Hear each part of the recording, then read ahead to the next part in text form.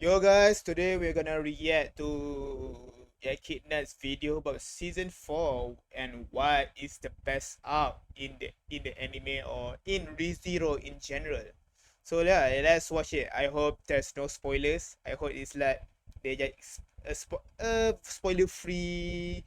Um I don't know how you want to tell why this season is gonna be the best without spoilers, but let's just see what they are going to talk about.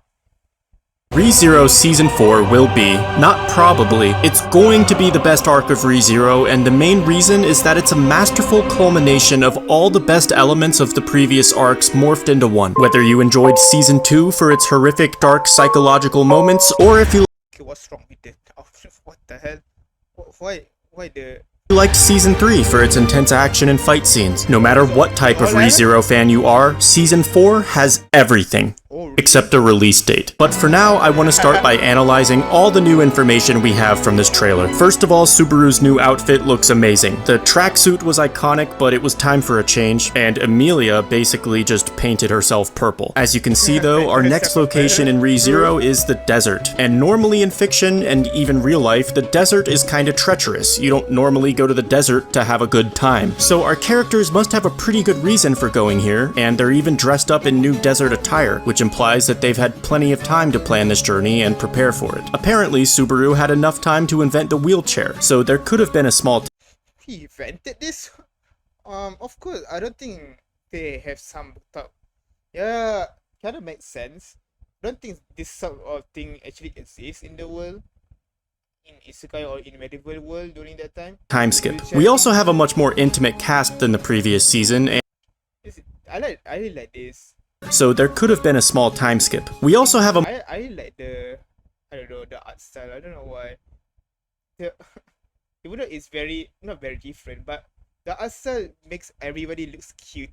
much more intimate cast than the previous season, and it's not even our normal group. Anastasia is still technically Emilia's rival in the election, so how come they're teaming up now? And what are the odds that 2 out of 8, 25% of our party has been eaten by gluttony? Well, if we analyze this interesting assortment of party members and what each of them It's kind of interesting that Bailey is gonna join us, since he is an enemy. I wonder what reason will compel them to bring her together. Wouldn't she create problems for them? Oh, and Ram. I don't know how to speak, how to pronounce. But Ram is Ram. How do you guys actually pronounce Ram and Ram? I don't know how, but Ram. Actually thinking about Ram. That's cute. Even though she doesn't really know Ram anymore, it seems that she still cares for her. might contribute to the group, then there's a few things that we can infer. Meili, first of all, is a villain from a previous season, so why the fuck is she not in prison, and why did we suddenly invite her to the team? I suppose if maybe we ran out of food What happened to Garfield? Yeah. out there and had to resort to cannibalism, the team a previous to the group, then we analyze that 2 out of 8 There's no Garfield and Otto. Are they healing right now?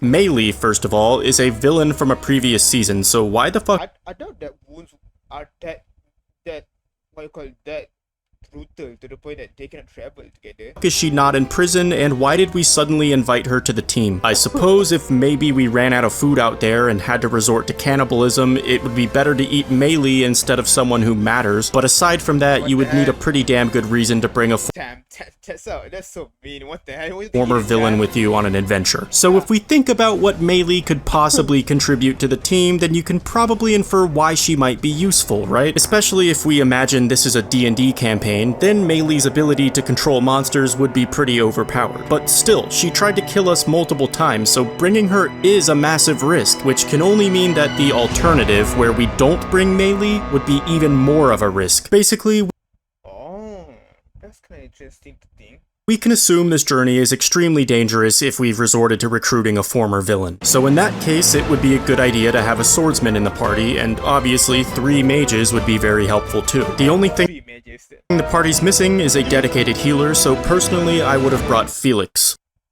For the healing. It could even be beneficial to bring a non- Nah, don't bring Felix. Felix is a walking L. can't do anything. Combatant like Anastasia just to help with strategy and coordination. We saw last season how competent Anastasia could be in a dangerous situation. But do you know who I wouldn't bring into a dangerous situation? An unconscious person in a fucking wheelchair. What is Rem doing here? She contributes absolutely nothing to the party, so why would they bring her? Wouldn't that only put her in danger? Plus, imagine pushing a wheelchair through. What is that? What? Why would they bring her? Wouldn't that only put her in danger? Plus, Is it oroge? Oroge? imagine Eroge. pushing a wheel. Eroge, yeah. Oroge, what?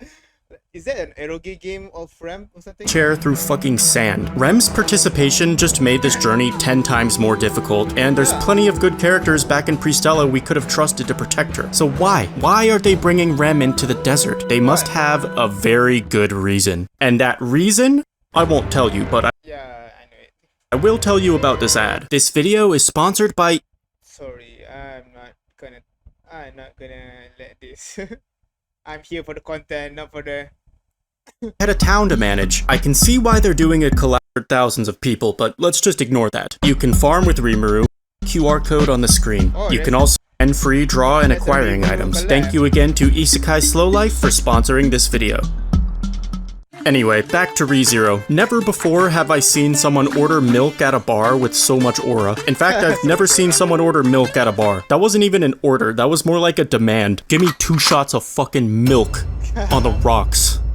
For free. I love how Amelia prefers hot milk, probably because she used to be frozen. And I wonder if Subaru poured a little bit out for all the people that died in Pristella. Unironically though, I've kind of been crushing milk lately. I'm not a big milk enthusiast ever since What is happening here right now? What the hell? I became an adult, but after this trailer dropped, I was like, fuck it, I gotta celebrate. It was like popping champagne, but instead I was popping milk. Anyway, I want to talk a bit more about what you can expect from Season 4, which I'm gonna refer to as the Desert Tower arc. When I say the Desert Tower arc is a culmination of all the previous Yeah, this is Shola, right?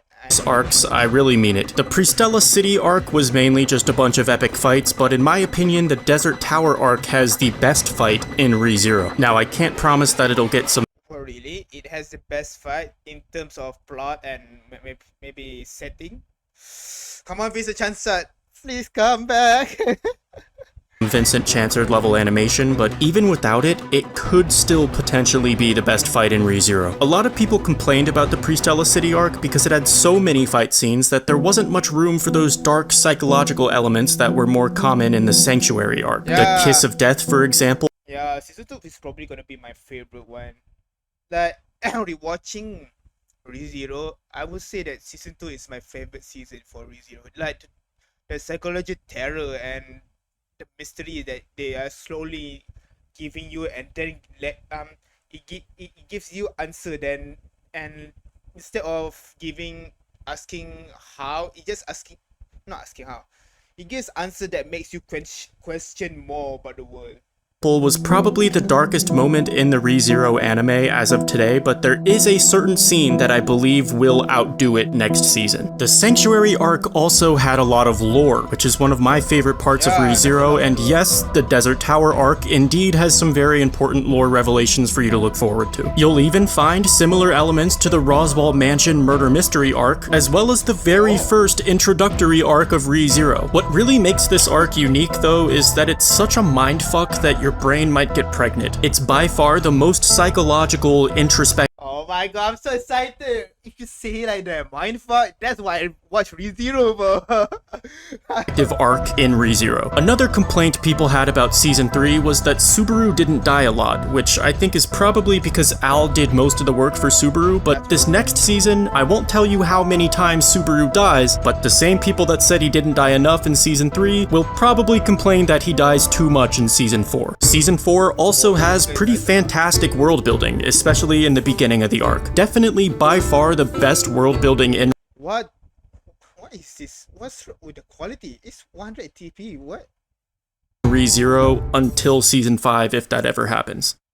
Now, a couple things I would like to see this season is, first of all, sunlight. Maybe this is just a YouTuber problem, but making season 3 thumbnails kinda sucked because every frame had a blue nighttime filter, so I had to learn color correction and Photoshop and all this bullshit just to get you guys to click on my video. So next season hopefully will be a bit brighter so I can put less effort into my thumbnails. I'd also like to see the return of Styx Helix as an ending song just for one specific episode. I don't think it's the best ending. Memento is objectively a better song, but I literally cannot listen to Styx Helix because I will cry. It's kind of like memories from one. Yeah, Styx Helix is my favorite. I don't know. I need to hear Momento again, but Styx Helix is my favorite. Just like this dialogue here. I think you just say. I literally cannot listen to Styx Helix because I will cry. It's kind of like memories from. Yeah, please don't let me die. Oh my god, hearing that after one of the ReZero episode, I think. When Subaru died, damn.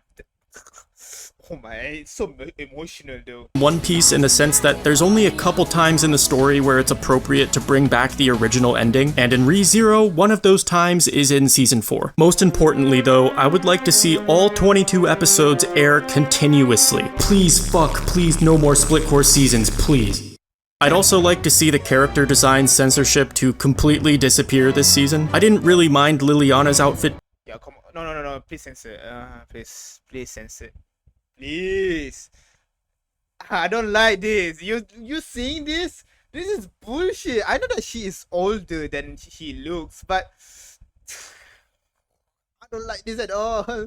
Being censored because it was a pretty stupid design to begin with. I mean, why the fuck was she naked? That made literally no sense, and now this video is gonna be banned in Texas. But this season, there's a new character who's in the big three, basically. The big three is Priscilla, obviously, in first place, no debate, she's the hottest waifu in ReZero. But for second place, there's some room for debate between Emilia, Rem, Krush, Elsa, and my personal choice, Minerva. But I can still respect other opinions. Unless you got, like, Beatrice up there next to Ricardo and fucking Russell Fellow or some shit. The point is, third place is probably to be there.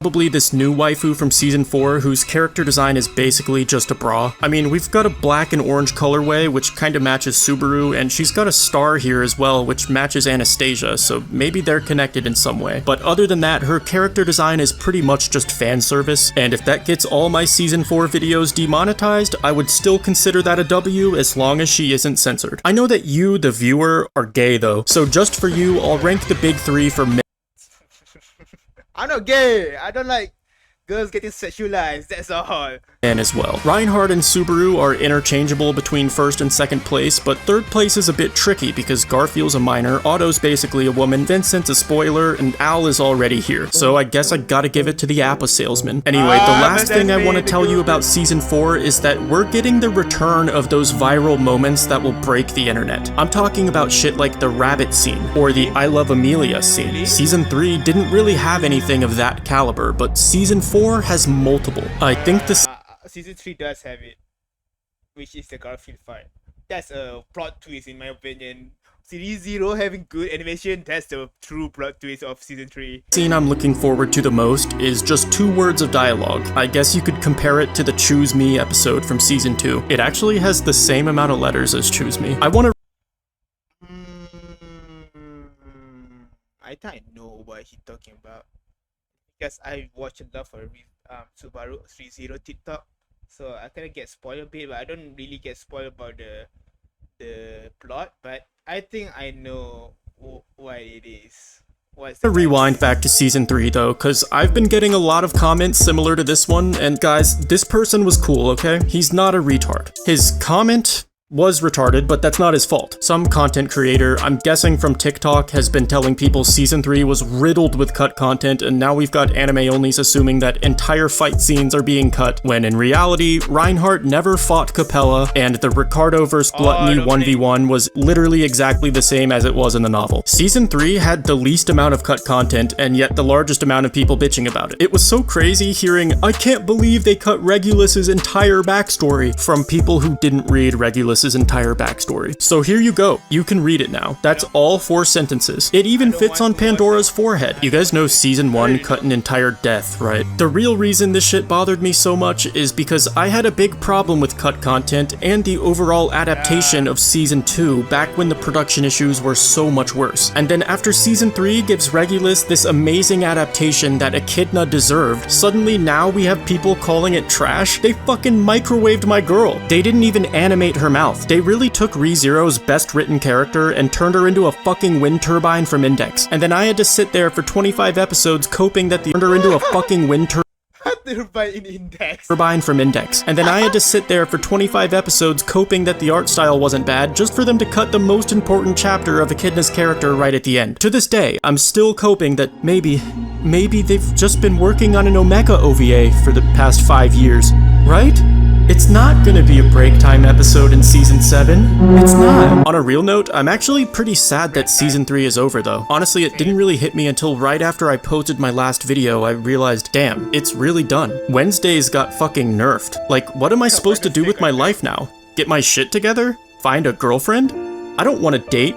I want a release date. Hey guys, it's me from the future. If they do give us a release date, I will add it to this video's description or the pinned comment or something whenever that happens. Also, if you don't mind, I'm just gonna play Minecraft for the rest of the video. ReZero's author just wrote a brand new If story earlier this month, but no, I'm not making a video on it for at least 5 years because it's full of season 5 spoilers. Like, if you're an anime only, you will only recognize maybe 2% of the characters, so it won't even be interesting if you haven't already read the novel. And in my opinion, it's also just not as interesting as the other If stories in general. I mean, this one's not even named after a sin. But the biggest takeaway was that Subaru theorizes that maybe his return by death checkpoints depend on his proximity to Satella, who is sealed away somewhere in Lagunica. So remember when he died in Lagunica, she would send him back multiple days, but in Pristella, he only got sent back a couple minutes. So the farther away from Satella Subaru is, the shorter his loops are.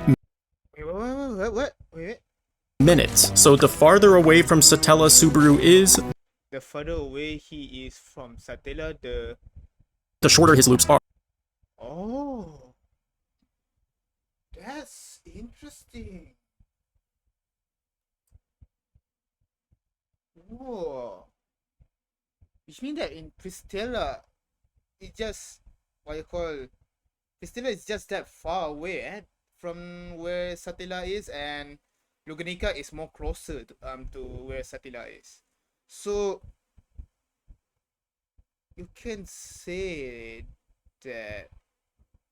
Wait. I heard it right? Couple minutes. So the farther away from Satella Subaru is, the further away he is from Satella, shorter his loops are. Oh.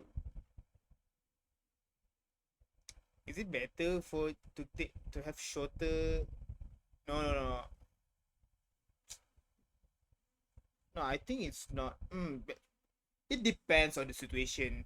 Like if he accomplish everything that needed and die, and then it's sent back to what you call many days before even the situation happened. Like for example, with the Regulus fight, then it's sent back before the Regulus fight again, even after they won. So it will kind of waste of time. They need to do it again, right? But if it only send only couple minutes after it, then it's okay. But that's only in that situation that the time reduce is better. But like with the situation with Ram, damn, you cannot reverse that. It's over. So it kind of depends. Meaning Subaru has a pretty terrifying weakness. For example, if Regulus threw him into space, and let's say he dies when he hits the moon, he'd probably be stuck in a permanent 2-second loop, and ReZero would just be over. But that's only if Subaru's— Oh my god, when you say it like that, oh my god, because he's so too far away from Satella. Oh, damn, you can. If that is the weakness of Return by Death, then oh my. Then to defeat there's a way to defeat Subaru. You just need to kidnap him, go as far away as possible, and then drown him or burn him so that they can keep looping or something. Theory is correct. It wasn't confirmed or anything, he was just speculating, so it could be totally wrong. I don't know. Now, to finally address the thousands of comments asking me about the gluttony if, I can't make it yet because the entire premise of the story is based on a massive spoiler event that happens next season. So, you know what? Here, you guys want the gluttony if? Here, this is what happens, alright? Subaru's just going around fucking people up. And yeah, I could make a lot of money if I did the video anyway, but I would actually feel like a bad person if I ruined the surprise of season 4 for all you anime onlys. It's just such a big, insane plot twist. Which means that all the what you call if story that Echidnut already did is everything that is not spoilers. Then I should check it out. It should be illegal to spoil it. And it's not just that one. The entire season is full of big moments just like that, so we I heard that gluttony is probably what you call one of people's favorite if stories. Yeah, I think so. Is people's favorite if story in one of the scenes, 7 deadly scenes ifs. should all be really excited. I know a lot of you can't wait any longer and you need to start reading the novel immediately, so the end of volume 20 is where the anime left off, although if you're capable of waiting probably 1 year, I would highly recommend watching the anime first and then reading the novel afterwards to catch anything the anime missed. Even though there's cut content sometimes, the anime is by far the best way to experience ReZero. I wish I could have Gluttony erase my memories of the novel so I could experience this new season as a fresh virgin again. I envy all of you anime onlys, so please don't spoil yourself by reading the wiki or, God forbid, watching a fucking TikTok. Reading the novel is one thing, but if you spoil yourself by watching TikToks, God, please help you. That's all. Don't say it like that. I didn't get spoiled that much. But yeah, interesting. What I want to say? Oh my god, my back. But interesting video. It kind of makes me hype for season arc 6 so much now because all the mind fuck. That's what I like about season 2. It just blows my mind with all the revelation that they give. But the last season, or no, the two last episode of season 3 is probably my favorite of the season 3 because how mindfuck it is. Like gluttony is casually destroying people's lives, so it's so good.